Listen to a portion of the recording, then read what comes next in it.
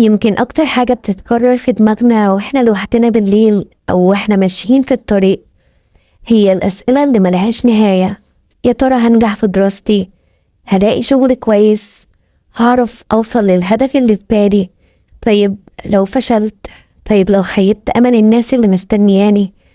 الحقيقة إن الخوف من المستقبل مش حاجة غريبة، بالعكس هو شعور إنساني جدا.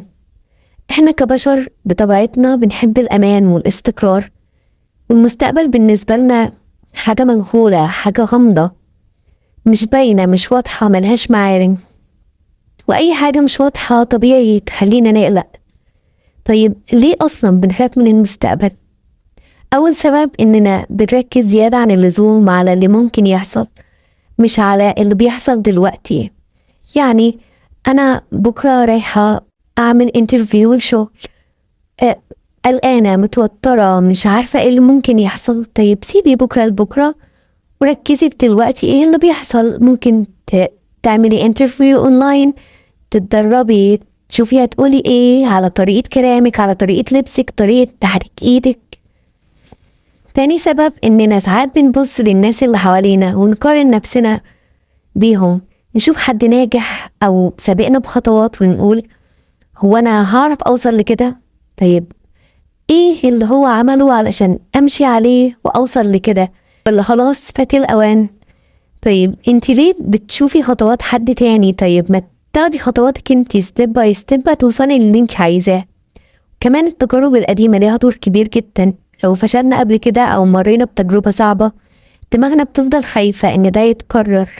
يعني مذاكرتك مش بتبقى بنفس الطريقة كل السنين. لو فشلتي مرة هتخافي تذاكري تاني علشان متفشليش المرة اللي بعدها، ان دماغك هتكون خايفة ان ده يحصل تاني وتحسي بنفس القلق والتوتر تاني. طيب ايه اللي بيعملوا فينا الخوف؟ يعني الخوف بيسيطر علينا بشكل مش كويس. الخوف ساعات بيكون زي السجن، بيخلينا قاعدين في نفس المكان من غير ما نتحرك ولا خطوة لقدام. يعني بدل ما نبدأ مشروع أو نتعلم مهارة جديدة أو ناخد قرار نقعد نقول طيب لو ما نجحتش، طيب ولو ضاع الوقت. وفي الآخر الوقت بيضيع فعلا، يعني سواء عملتيها أو ما عملتيهاش وقتك بيضيع، مش بسبب الفشل، لأ، بسبب الخوف من الفشل. كمان الخوف من المستقبل ممكن يسرق مننا اللحظة اللي عايشينها. بدل ما نستمتع بنهارنا أو بقعدة مع أهلنا أو حتى بكوباية قهوة هادية، نلاقي دماغنا مشغولة ببكرة وإيه اللي ممكن يحصل، وكأننا مش عايشين لا في الحاضر ولا في المستقبل، عايشين في أرض القلق وبس. إزاي نواجه الخوف ده؟ أنا هنا مش هقول إن الخوف هيختفي تماما، لكن نقدر نقلل تأثيره علينا. زي مثلا ممكن نقسم المستقبل لخطوات صغيرة. بدل ما تقول أنا عايز أنجح في حياتي كلها، ركزي على هدف صغير. انجحي في الامتحان الجاي، اتعلمي مهارة جديدة الشهر ده. كل ما تكسبي خطوة ثقتك في نفسك هتزيد والخوف هيقل.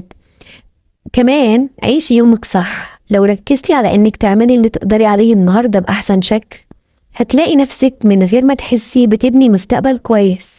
واقبلي فكرة إن الغلط جزء من الطريق. مفيش نجاح من غير تجارب، ومفيش تجارب من غير شوية أخطاء.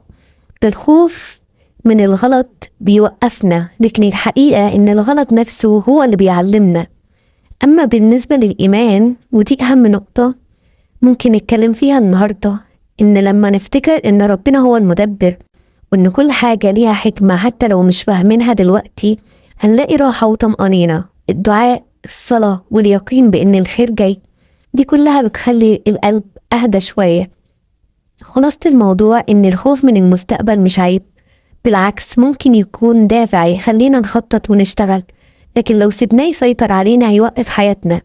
بكرة جاي غصب عننا، إنما النهاردة هو اللي في إيدينا. فخلينا نعيش يومنا، نعمل اللي علينا ونسيب الباقي على ربنا. وكل مرة يجي صوت الخوف يقولك يمكن ما تنجحيش، ردي عليه وقولي يمكن أنجح ويمكن أوصل لأكتر من اللي كنت متخيلة. عيشي يومك وواجهي خوفك، وخلي مستقبلك يتبني بخطواتك مش بقلقك.